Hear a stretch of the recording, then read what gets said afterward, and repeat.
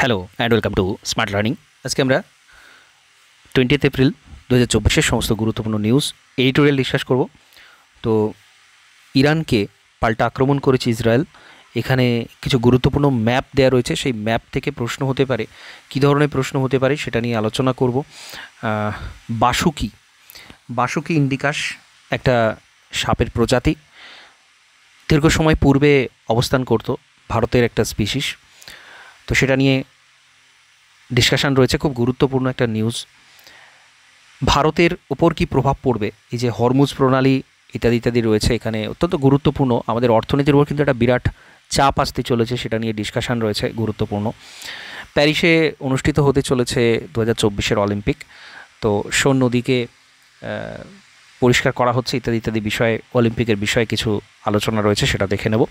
যেহেতু ভোট শুরু হয়েছে, বেশ কিছু পলিটিক্যাল নিউজ রয়েছে, আমাদের জন্য একেবারেই গুরুত্বপূর্ণ নয়, বা এডিটোরিয়ালগুলো অনেক বেশি পলিটিক্যাল, তো সেই জন্য আর গুরুত্বপূর্ণ নিউজ এগুলো ডিসকাস করবো আমরা। তো এখানে আমরা ম্যাপ দেখতে পাচ্ছি, একটা ওয়ার্ল্ড ম্যাপ রয়েছে, ওয়ার্ল্ড ম্যাপের একটা অংশ রয়েছে এশিয়ার।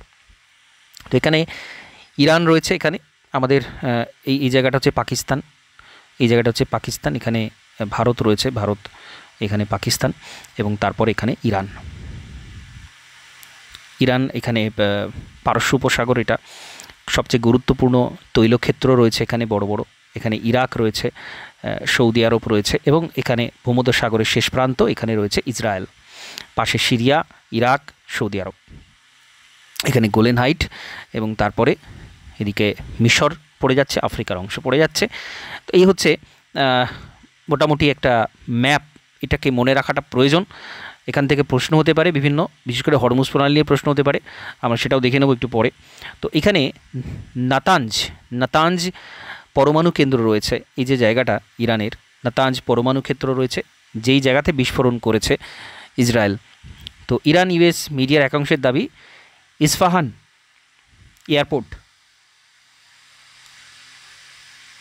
শিকারি আর্মি এয়ারবেস লাগোয়া একটি এলাকা থেকে অন্তত 3টি বড় বিস্ফোরণ শোনা গেছে।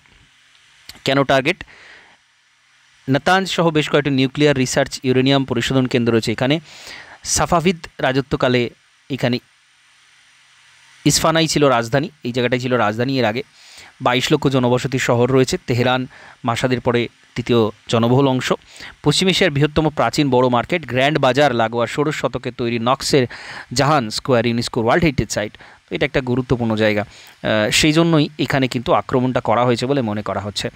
যুদ্ধের টেনশন উস্কি ট্রেলার ইসরায়েলের, শেয়ার বাজারে ওঠানামা।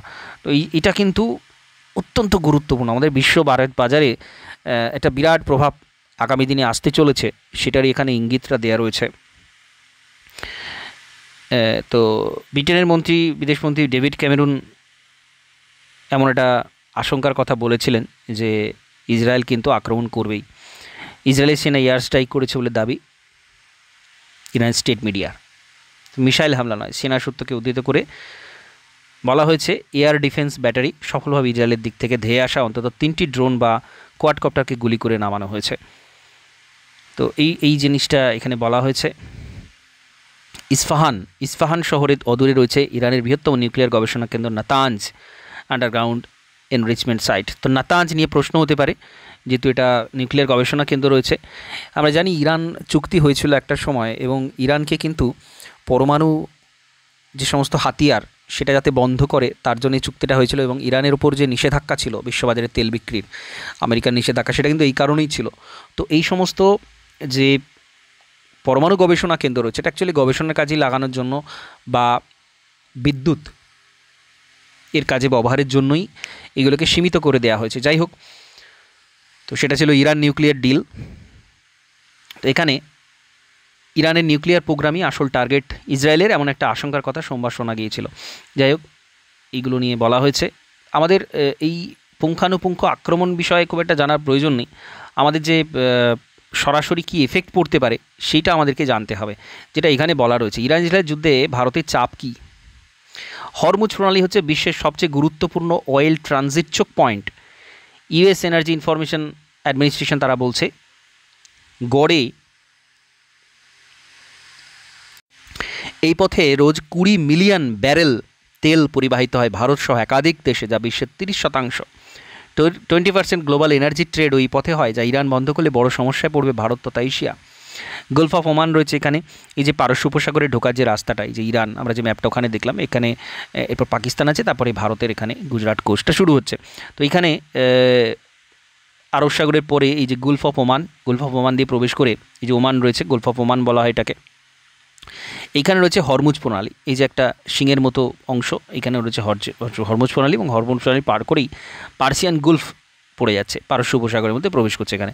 এটা খুব গুরুত্বপূর্ণ একটা জায়গা। কেন গুরুত্বপূর্ণ এটা বোঝা যাচ্ছে, এবং ইরান যদি এটা বন্ধ করে দেয় ভারত কিন্তু সমস্যায় পড়বে।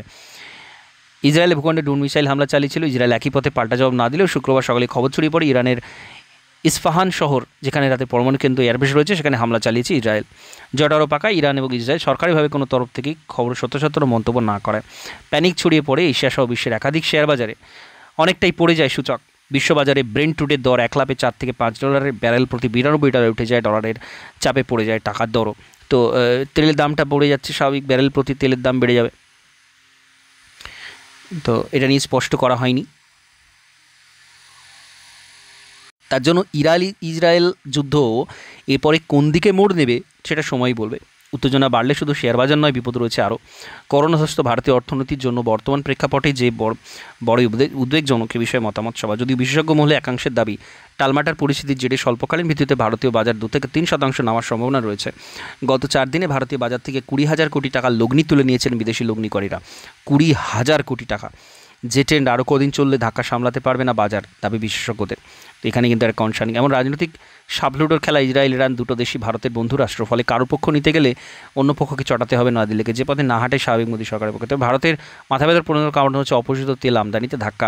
এমনিতে লোহিত সাগর এলাকায় ইসরায়েল গাজা অশান্তির জেরে অপরিশোধিত তেল আমদানি ইতিমধ্যে বড় ধাক্কা খেয়েছে ভারত। কারণ হুথি আক্রমণের ব্যাপারটা আমরা আগে আলোচনা করেছি, এখানে আবার নতুন করে সমস্যা তো রয়েছে। হরমুজ প্রণালী পথে বাণিজ্য পরিবহন বন্ধ করে দেয়, সেক্ষেত্রে ভারত বড় চাপে পড়তে চলেছে। আমদানি করা 2/3 অপরিশোধিত তেল এবং প্রায় অর্ধেক ন্যাচারাল গ্যাস আসে এই পথে। তো যা বন্ধ হলে সৌদি আরব, ইরাক, কুয়েত থেকে অপরিশোধিত তেল আসা বন্ধ হয়ে যাবে, যা দেশে তেল গ্যাসের দর স্বাভাবিক হারে বাড়িয়ে দেওয়ার পাশাপাশি সার্বিকভাবে মূল্যবৃদ্ধি প্রসার আরও মগডালে তুলে দিতে পারে। তো ফলে বিপদে পড়তে হবে রিজার্ভ ব্যাঙ্কে। সমস্যার শেষ নেই এখানে। বিশ্বে জলপথে পরিবাহিত হওয়া পণ্যের 12% হরমুজ প্রণালী দিয়ে যেসব পণ্যবাহী কন্টেনার জাহাজ চলাচল করে, তার মাধ্যমে গন্তব্যে পৌঁছে যে সুবিধাভোগী দেশগুলির তালিকায় ভারত উপরের দিকে রয়েছে।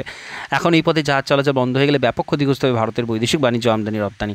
বাকি সব কিছু ছেড়ে দিলে ইরান ইসরায়েল যুদ্ধ পরিস্থিতির সম্ভাবনা বৃদ্ধি। দেশের ভারতীয় রপ্তানি আমদানি যদিও কোনোভাবে সাময়িকভাবে বন্ধ হয়ে যায়, সেক্ষেত্রে বড় সড় ক্ষতির মুখে পড়ে ভারতীয় শিল্প বাণিজ্য সংস্থা। যুদ্ধ পরিস্থিতির জেরে ভারতে এমএসএমই সেক্টরের উপর যে চাপ তৈরি হওয়া শুরু করেছে, উত্তেজনা দ্রুত নাম করলে বড় ক্ষতির মুখে পড়ে ভারতীয় সংস্থা। একই মত ইঞ্জিনিয়ারিং এক্সপোর্ট প্রমোশন কাউন্সিলের চেয়ারম্যান অরুণ কুমার গাদেরিয়া। তার দাবি, ভারত থেকে সড়ক পথে দেশ বিদেশে পণ্য পরিবহন খরচ জীবনে 3 থেকে 5 গুণ বেড়েছে। জলপথে পরিবহন ধাক্কা আসলে এটা কিন্তু খুব পরিস্থিতি খারাপ হয়ে যাবে। তো কেন সমস্যা এখানে বোঝা যাচ্ছে, এইটা খুবই গুরুত্বপূর্ণ ভারতের জন্য। এই পথ দিয়ে বাণিজ্য হওয়া গুরুত্বপূর্ণ, ইরান ইসরায়েলের সাথে ভালো সম্পর্ক থাকে গুরুত্বপূর্ণ। তো তেলের দাম বাড়া মানে সেটা কিন্তু সামগ্রিকভাবে বিরাট একটা প্রেশার তৈরি হবে। অলরেডি শেয়ার মার্কেটে পতন আমরা দেখতে পাচ্ছি হয়েছে।